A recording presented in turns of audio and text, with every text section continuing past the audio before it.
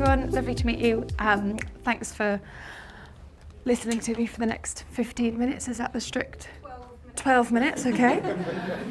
I'm Philippa Horton. I'm a co-founder in Cambridge Electric. Cement is a spin-out from the University of Cambridge. So my role was as a researcher and looking at commercialisation of research at the University of Cambridge, and that's where the spin-out came from.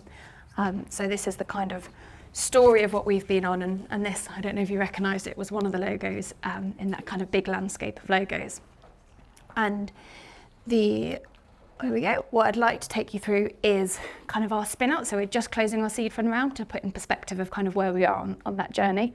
So I'll tell you a little bit about the context of the technology, but then also the kind of main focus was looking on the reflections of our journey. So we're at seed funding now, but from our side, it's been 4 years, and there's actually quite a lot of points within that 4-year journey that having interactions with investors was really beneficial and meant that we could get to the point where we are now. And then just as a really important note at the bottom, these are my own views, not of Legal in General, who was my current employer, and not of the University of Cambridge, who was my employer at the time. Just to get that on the record.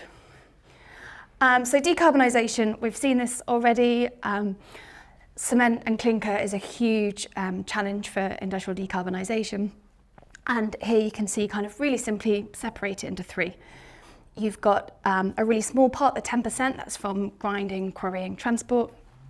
You've got about half of it is from the chemical reaction. So you get CO2 emitted when there's the kind of physical chemical reaction that happens. And then the remaining 40% is because you need heat, and then you get the emissions from that heat. Oh. So how do you decarbonise it? This little bit's easy. You can electrify most of that. Once you decarbonise the grid, that works. But how do we eliminate the emissions from the clinker? So like the other most of the pie chart. And when we worked in our research group in Cambridge, we made the problem even more challenging. And we said, how do you decarbonise clinker production with technology that already exists today? So you can't invent anything new, you can only use the equipment that's around you. And that's the idea that the matter of urgency, a sense of urgency, that we needed to implement this really quickly. So the question we had to ask ourselves is, how do you reduce this? So for the process emissions, you need to replace the lime feedstock. For the heat, we need to electrify that heat source. So that's kind of a really simple boundary of where we came from. So the bright idea was electric arc furnace. So in our group, we researched steel and we also researched cement. And what we spotted is that an electric arc furnace is the perfect environment for recycling cement. And for those of you not familiar with steel production and electric arc furnaces, I'll give you a quick guided tour. So you have a big pile of molten scrap. I've got a pointer. I'll just use my fingers that way. We've got a big pile of molten scrap, which is this kind of red bit at the bottom. And then we have some electrodes that come in, and that fires lightning bolts into the scrap metal. It gets hot, it melts. But what you also need is a layer of rocks. And the way I describe this to my kids is kind of like, it's like having lava on top. So you have a layer of molten rock on top of your scrap metal, and that prevents the steel from connecting with the oxygen in the atmosphere and oxidizing, and that's really important, and they call that a flux. Currently, the flux in steel recycling is lime, and we've just heard all about lime and how important it is in cement, so there's kind of one connection for us. So what we worked out is this is already an electric source of heat, so we already have a furnace available to us. They exist, they're built, we're going to build more of them because steel recycling is growing. So that ticks kind of one half of our problem, is we found an electric source of heat. And then the second is the limestone. So we thought, how can we replace lime? We've already got cement that we use for construction, and it exists, and that emitted its CO2 the first time it was produced. So if we can collect that old cement, separate it from the aggregate and the sand, and actually, so you take your concrete and just take out the cement part of it, reheat that back up, you can re-clinker it, so then you can reactivate it so that it now works as a new cement again. So the idea was that then that can help us replace the lime feedstock. So in theory, put the two together and you have a way to reduce all of the emissions in cement production. So the output of this is you can co-recycle steel and cement together, which as an academic from a university is really exciting and really easy because your lab and your cement production and steel production is only really small, but obviously the reality of that and how you scale it up is much more challenging. So it was COVID. So when we first made the observation, we did our early tests in a kitchen mixer and bought the kind of ingredients from household shops, which was really expensive because all construction and DIY jobs made everyone's prices go up. So once we'd got this bright idea and we proved there's a bit on the kind of the right, that's the kind of the first batch of Cambridge Electric cement that we made. And then the next question is, how do we take it from the lab into the kind of commercial scale, and what are the challenges that come and how can we look into that? So this is the industrial demonstrator, the project that we did. So this is an Innovate UK project, and we collaborated with the whole supply chain. And that was really important for exactly the same messages that you've heard from Natalie, that it wasn't enough just to focus on our part of the supply chain. We had to enable downstream and upstream processes to make sure that our piece could fit into the supply chain. So the object of this is by next month, hopefully the first full-scale trial is next month. By next month, we'll have made 30 tonnes every 45 minutes in a sequence of multiple batches, which is kind of the full-scale industrial process. But it'll be the first time, so will be lots of learning. But the opportunities for that and that industrial collaboration was huge. The one bit I flagged there that's also worth thinking about as a challenge for us as a startup is to manage our IP within that. So it's really important for us to collaborate with the sector, but we were quite new and we didn't know what IP is important and which IP isn't important, what do we want to protect, and what do we actually want to encourage our partners to go and develop themselves so that they can benefit and the whole ecosystem can benefit. They've just put, I think, a link on there. It's on YouTube, and if you want to watch it, there's a nice video that will tell you how all the process works. So where are we up to? We're just closing our seed fund round, and as a kind of, from an academic perspective, it's a really exciting point for the business. So it's kind of growing out of the university, and the original academic founders are kind of taking a step back, and we're having an advisory role, and we've got this brilliant executive team that's coming on board to grow and build as the company outside of the university ecosystem. And then, as I said, we've got our full-scale trials next month. So that's a bit about who we are. And then next I wanted to focus on the kind of reflections and how engagement with investors has helped us to get to where we are today. So this is our journey that we've been on. So steps 1 and 2 are, we did some research, we found a problem, we found a way to solve that problem, and we did some kind of kitchen experiments to show that it worked. And in other spin-outs that I've worked out, so software-based ones, you can then take that experiment, put it in your pitch deck and go straight across to seed funding. And then that's brilliant and that's exciting. But you just can't do that with cement. There's so much more work you have to do before you're in the position to get investment. And actually that's a real challenge. So all of these stars are places on our journey where we had support from investors and it really made a difference. So to start with, you've just got to file the patent. And it's okay if you're a part of a big institution, but if you're a small startup, having the funding to file that patent is really important. And then the next thing on our case, the university filed the patent, so then you have to go through the process and the legal process of transferring ownership from the university into the startup. And that requires a level of expertise and skills that we're scientists, we're researchers, that's kind of like beyond what our kind of core competencies are.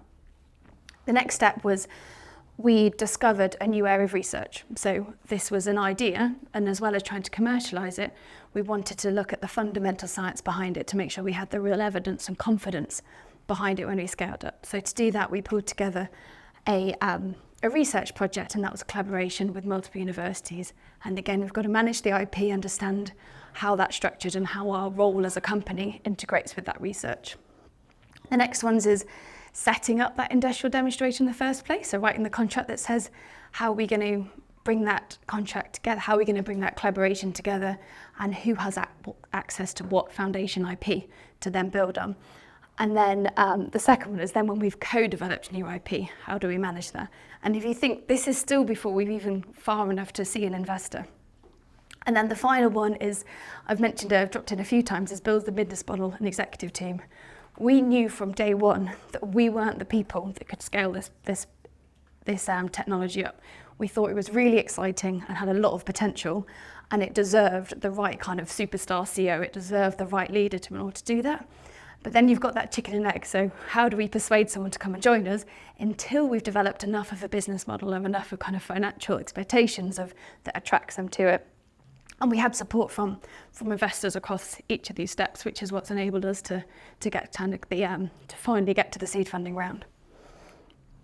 So this was my conversation to the managing director at the Clean Energy of Legal & General Capital, and I was talking through the opportunity where we're up to. He'd seen a kind of PR release about the research grant that we'd got, and I said, "Oh, it's an amazing opportunity. It's really good, but I can't protect it. And by the time we get ready for an investment round, everyone would have chipped away at it and there won't be anything left."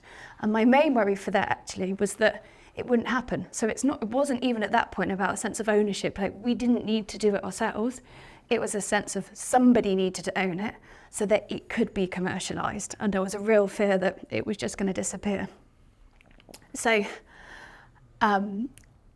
his response was, "How can I help?" And as always, a little bit of money would always help. So this is 2 years ago now, we had a convertible loan note. So it's not a huge amount, but actually in the terms of where we are on our journey, it was a really important time for us, and that enabled us to protect our IP, transfer the ownership of that IP into the company, and then work with our stakeholders, some of them which are actually really big compared to who we are, in order to kind of manage those relationships better. And then once we had that, because we've got the IP and that gives confidence in our startup, that meant that we could bring in the right leadership team and the right skills, and then they could help us develop commercial plans, build relationships with the stakeholders in the right meaningful direction with the right stakeholders, and building the right partnerships that will enable us to grow. And then protect a new IP, but it's kind of unlocking that initial protection of the IP, getting our feet on solid ground, and then a lot could grow. So some takeaways: the big part of our success was our relationships with the whole supply chain, and we were really cautious about this at the start. Our cement production process is really disruptive. It really changes from business as usual, and we were quite nervous that putting something out there which was quite disruptive to both the cement and the steel industry would be dismissed by both of them, and it would kind of be squashed before we could even get going. And the industry is rightly conservative, so there's a lot of kind of taking on the journey, making sure that we're not just getting to the end of 4 years develop and say, "Here's some cement, go and buy it, go and use it," with these commitments. Actually be part of that, take their concerns in as we go along, and making sure we're bringing those in. The reality was actually our industrial stakeholders we work with were really supportive, and it was a really collaborative atmosphere. And I think that was enabled because it was in an Innovate UK framework, so everyone was still kind of R&D mode and still kind of development mode. The next step for us now is say, how do we take that a step up now into actually commercial contracts rather than demonstrator contracts? The next one is the pre-engagement investment. So there's a huge asymmetry we're working with Tarmac, we're working with the University of Cambridge. These all have really big experienced teams to manage IP and develop it. And we were kind of a group of 3 of us from the lab. And that's really challenging to kind of manage to make sure that we stand up for ourselves and stand up for the idea during that. So having the early investment support and legal support was really essential for us. The next one is skills. So I've been in other scenarios and I've seen firsthand that companies come and they pitch for investment and they say, "Oh, the team's not right, the skill's not right." And I think you can probably assume that most cement startups, the skills will not be right, because the skills that you need to come up with a cement startup aren't all the skills that you need to actually make it happen and bring it to market. So my ask would be, help bring in. So we had a really super investor who recognised, and he said, "Philippa, when are you going to come and pitch to me? I've been hearing about this electric cement for ages. When are you going to come and ask for money?" And I said, "Oh, we haven't got a CEO yet. We're still looking for a CEO. We need that superstar CEO." And then and they said, "Okay, come meet Bill." And now we've got Bill. But having that engagement and connection to not dismissing it just because the team's not right now, maybe it needs a bit of teamwork to kind of build the team so it's investable. And the final one is reputation, and I think this fits really nicely on kind of the previous concerns about testing and validation.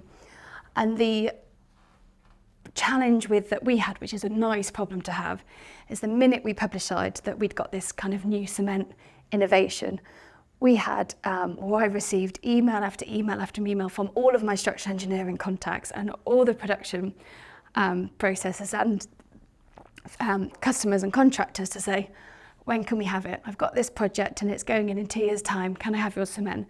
And it was a real sense of just calm. Wait, make sure we get it right first time. Because actually with cement, you can't get it right.